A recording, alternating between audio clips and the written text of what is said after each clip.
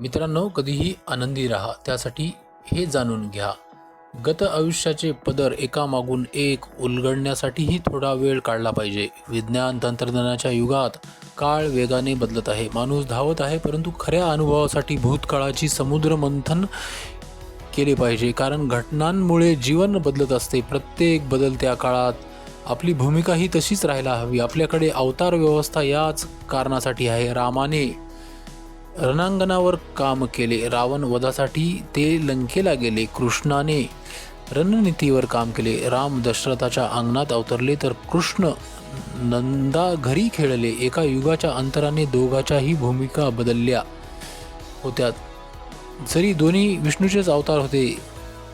रामाला कैकेयीने वनवासात धाडले, तर कृष्णाला कंसाचा वध करावा लागला.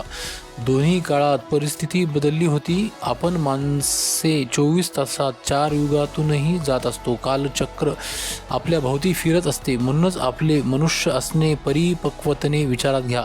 4 कालखंडात आपल्या भूमिका निश्चित करा.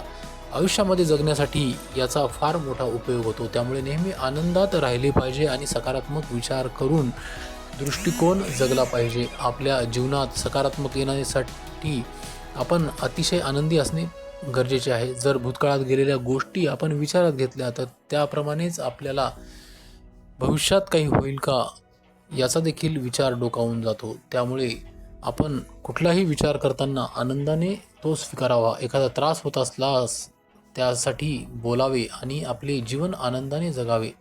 त्यासाठीच हा आजचा विषय निवडला होता. आपल्याला हा विषय कसा वाटला आम्हाला कमेंटमध्ये नक्की सांगा.